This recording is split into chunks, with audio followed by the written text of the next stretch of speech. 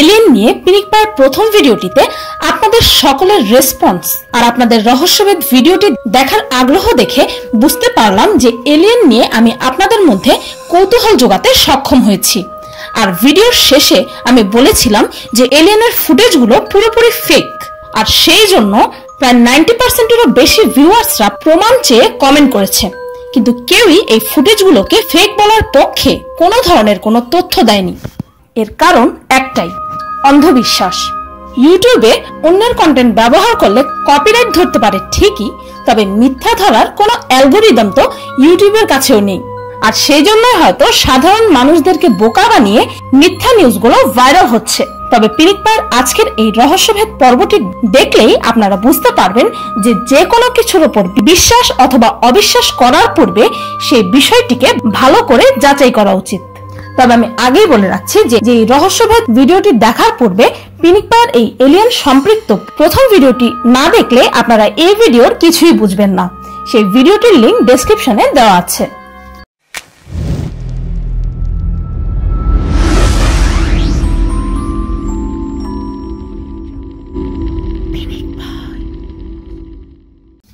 Number 1-এ ছিল alien interview. এই ভিডিওটিতে একটি এলিয়েনের ইন্টারভিউ নেওয়া হয়েছে বলে প্রচার করা হয়েছিল, আর এটিও দাবি করা হয়েছিল যে এটি প্রজেক্ট ব্লু বুকের একটি অংশ। আর প্রজেক্ট ব্লু বুক হচ্ছে 1969 সালে শুরু করা ইউনাইটেড স্টেটসের ইউএফও নিয়ে সিস্টেমেটিক একটি গবেষণা, যা এই ফুটেজটিকে সকলের কাছে আরো বেশি রিয়েলিস্টিক করে তুলেছিল। এবার জানা যাক আসল সত্যটা কি। ইন্টারনেটে অনেক রিসার্চের পর জানতে পারলাম যে এই ফুটেজটির আসল ক্রিয়েটর হচ্ছে অ্যারিস্টোমেনিস টিসেলবাস নামের এই মহাশয়। আর ইনি হচ্ছেন একজন Greek Canadian film director, producer, writer, আর মোস্ট ইম্পর্টেন্টলি তিনি একজন অ্যানিমেটর ও ভিজুয়াল এফেক্টস অ্যানিমেটর। আর এই এলিয়েন ইন্টারভিউটি ছিল তারই একটি অ্যানিমেটেড শর্ট ফিল্ম। এমনকি এই এলিয়েন ইন্টারভিউর 3টা পার্ট ইউটিউবে আপনি পেয়ে যাবেন। তবে আই এম সো সরি, এলিয়েনের অস্তিত্ব প্রমাণের এই ভিডিওটি নেহাতি একটি শর্ট ফিল্ম। নাম্বার 2-তে ছিল এলিয়েন অটোপসি। এই ফুটেজটিকে নিউ মেক্সিকোর রোজওয়েলের কাছাকাছি এক মরুভূমি থেকে উদ্ধার করা একটি এলিয়েনের মৃতদেহ বলে দাবি করা হয়। আর এই ভিডিওতেও দেখা যাচ্ছে কিছু সায়েন্টিস্ট এই মৃতদেহটি নিয়ে পরীক্ষা নিরীক্ষা করছে, মূলত পোস্টমর্টম করছে। এবার চলুন জেনে নেওয়া যাক এর সত্যতা কি। এই ভিডিও ফুটেজটি 1995 সালে লন্ডন বেসড ফিল্ম ডিস্ট্রিবিউটর, যার নাম রে স্যান্টিলি, তিনি প্রথম এই এলিয়েনের ফুটেজটি পৃথিবীর সামনে তুলে ধরেন। আর রে স্যান্টিলির মতে এই ভিডিওটি ইউএস এর এয়ারফোর্সের একজন প্রাক্তন ক্যামেরাম্যান শুট করেছিল। অথচ তার সত্ত্বেও কোনো অজ্ঞাত কারণে এই ভিডিও ফুটেজটি এয়ারফোর্সের কাছ পর্যন্ত কখনোই দেওয়া হয়নি। তাছাড়াও এই ভিডিও ফুটেজটির আসল র ফ্রেম পরীক্ষা নিরীক্ষার জন্য রে স্যান্টিলি কখনোই কাউকে দেয়নি। এমনকি রে স্যান্টিলির অনুযায়ী যে ক্যামেরাম্যান এই ভিডিওটি শুট করেছিল, সেই ক্যামেরাম্যানের ক্যারেক্টারিস্টিক্সের যে ব্যাখ্যা স্যান্টিলি নিজে দিয়েছিলেন, সেই ব্যাখ্যার সাথে মিল রেখে কোনো ক্যামেরাম্যানকেই খুঁজে পাওয়া যায়নি। অর্থাৎ সেই ক্যামেরাম্যানটি তার সাজানো ছিল। রে স্যান্টিলি এমনটাও দাবি করেছিলেন যে এই ভিডিওটি কোডাক ফিল্ম কোম্পানির পিটার নিলসন নামের এক অফিসার দ্বারা অ্যানালাইজ করা হয়েছিল, কিন্তু পিটারের মতে সে কখনোই এই ভিডিওটিকে অ্যানালাইজ করেনি। তাছাড়াও স্যান্টিলির একটি ফটোতে সে এই ভিডিওটির রিল হাতে নেওয়া অবস্থায় ছিল, আর সেটিতে আমেরিকান এয়ারফোর্সের একটি সিল দেখাচ্ছিল। এখন কথা হচ্ছে, যেহেতু এয়ারফোর্সের কাছে কখনোই এই ফুটেজটি দেয়াই হয়নি, তবে সেই এয়ারফোর্সের অফিসিয়াল স্ট্যাম্প সেখানে এলো কিভাবে? আর সবচেয়ে বড় প্রমাণ হচ্ছে যে এই স্ট্যাম্পটি, যেটি রে স্যান্টিলি হাতে নিয়ে ছবি তুলেছেন, সেই স্ট্যাম্পটি অফিসিয়ালি রিলিজ করা হয় 1947 সালের অক্টোবর মাসে। আর রে স্যান্টিলির ভিডিওটি ছিল 1947 সালের জুন ও জুলাইয়ের মাঝামাঝি সময়ের। তবে এত আগে স্যান্টিলি এই অফিসিয়াল স্ট্যাম্পটি পেল কোথায়? জন স্পেন্সার নামের এই ইউএফও রিসার্চ অ্যাসোসিয়েশনের মেম্বারের মতে ভিডিওতে দেখানো পোস্টমর্টেমটিও রিয়েল লাইফের পোস্টমর্টেমের সাথে মিল ছিল না।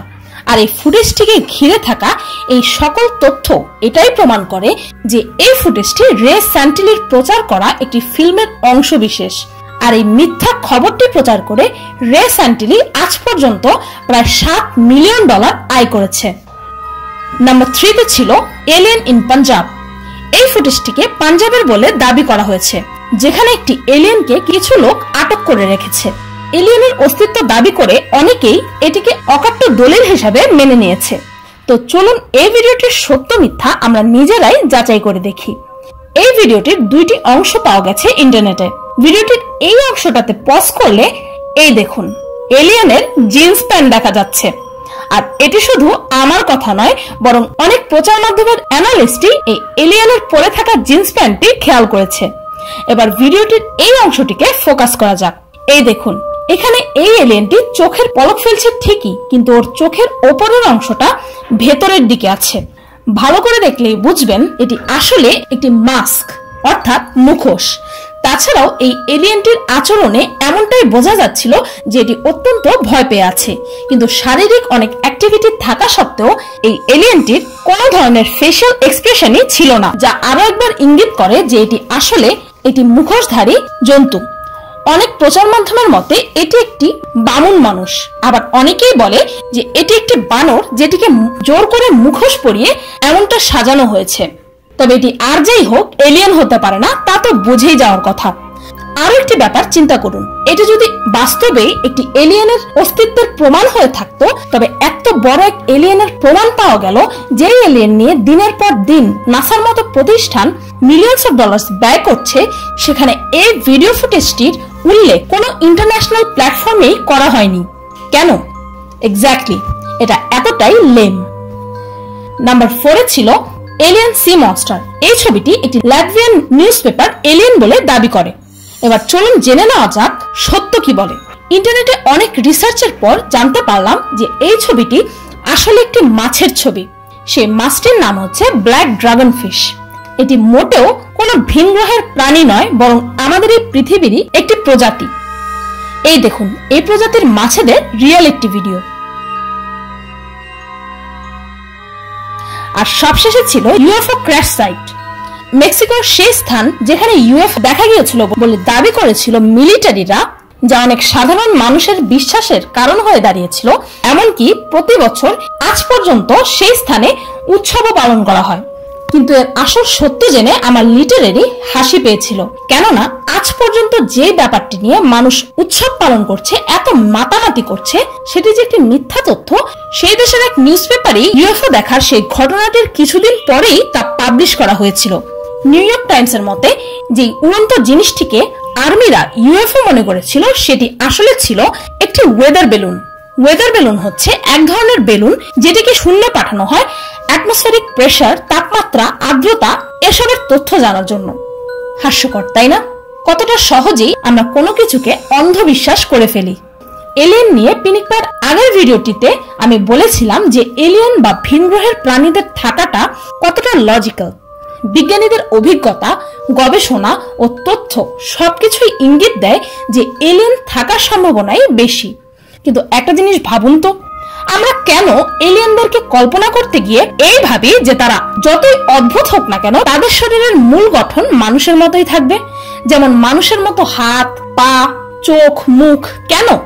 এলিয়েনরা তো অ্যামিবার মতো এককোষী প্রাণীও হতে পারে, তাই না? একটি ক্ষুদ্র জীবাণুর মতো হতে পারে, যে কোনো আকারের, যে কোনো প্রজাতিরই হতে পারে, তাই না? মানুষের কল্পনা শক্তি বিস্তার হওয়ার পাশাপাশি এটি একই সঙ্গে যে কতটা লিমিটেড তারই প্রমাণ হচ্ছে এই এলিয়েনদের কল্পনা। তাছাড়াও আমরা কেন অন্য গ্রহ, অন্য সোলার সিস্টেমের কথা ভেবে নিজেদের চুল ছিঁড়ছি বলুন তো, যেখানে আমাদের এই পৃথিবীর মাত্র 14% জীবের সন্ধানই আমরা পেয়েছি, আর বাকি 86% জীব এখনো আমাদের কাছে অজানা। আমাদের শরীরেই তো কত হাজার প্রকারের প্রজাতি বাস করছে। এখনো কত রোগের কিওর বের করতে পারিনি আমরা, যে রোগে প্রতিনিয়ত লাখ লাখ মানুষের অকালে মৃত্যু হচ্ছে। যেখানে আমরা নিজেদের পৃথিবীটাকেই চিনি না, সেখানে অন্যান্য জগতের গবেষণা ও চিন্তা ভাবনায় মগ্ন থাকাটা অন্তত আমাকে অবাক করে। আর যেখানে নাসা এখনো পর্যন্ত এলিয়েনের থাকার সম্ভাবনার দাবি করলেও এলিয়েনদের সশরীরে খুঁজে পাওয়ার কোনো ধরনের কোনো প্রমাণ পায়নি, সেখানে ইন্টারনেটের এসব ভিডিওতে চোখ বন্ধ করে বিশ্বাস করাটা অযৌক্তিকই বটে। তবে সবশেষে এটাই বলতে চাই, বিজ্ঞান ও বিজ্ঞানীদের ব্যাখ্যা অনুযায়ী এলিয়েন থাকার সম্ভাবনাই বেশি। আমি নিজেও তাই বিশ্বাস করি। তবে পাশাপাশি এটাও সত্য যে আজ পর্যন্ত এলিয়েনদের সশরীরে দেখার বা খুঁজে পাওয়ার কোনো অকাট্য প্রমাণ মানব জাতির কাছে নেই। SK technical gamers. এই চ্যানেলটি একটি অসাধারণ টেক ও গেমিং চ্যানেল। এই চ্যানেলটি থেকে ঘুরে আসার জন্য পিনিক পায়ের পক্ষ থেকে আপনাদের সবার কাছে অনুরোধ রইল। আপনাদের মধ্যে যারা যারা জানতে চেয়েছিলেন নিজেদের ইউটিউব ভিডিওর জন্য সহজেই একটি অসাধারণ ইন্ট্রো কিভাবে বানাতে হয়, তারা আমার মিস্টেকের লেটেস্ট ভিডিওটি দেখে আসতে পারেন। সেই ভিডিওটিতে আমি সহজেই ইন্ট্রো বানানোর পদ্ধতি দেখিয়ে দিয়েছি। সেই ভিডিওটির লিংক ডেসক্রিপশন ও ফার্স্ট কমেন্টে পেয়ে যাবেন। আরেকটি কথা, পিনিক পায়ের একটি ফেসবুক পেজ আছে, যেই পেজটিতে আমি এমন সব ভিডিও আপলোড করি যেই ভিডিওগুলো ইউটিউবের রুলের কারণে আমি কখনোই আমার ইউটিউব চ্যানেলে আপলোড করতে পারবো না। তাই পিনিক পায়ের এমনই কিছু না দেখা ভিডিও দেখার জন্য আমার সেই ফেসবুক পেজটিতে লাইক করতে ভুলবেন না যেন। সেই পেজটির লিংক ডেসক্রিপশন ও ফার্স্ট কমেন্টে পেয়ে যাবেন। ভিডিওটি ভালো লাগলে একটি লাইক দিতে ভুলবেন না। আর যদি ভবিষ্যতে আপনারা এমনই আরো অনেক রহস্যভেদ পর্ব দেখতে চান তবে কমেন্টে জানাতে ভুলবেন না। আর আমার চ্যানেলটিকে সাবস্ক্রাইব করুন প্রতিদিন আরো অদ্ভুত ও মজার সব ভিডিও দেখতে। আজকের মতো এই পর্যন্তই, দেখা হচ্ছে পরের ভিডিওতে।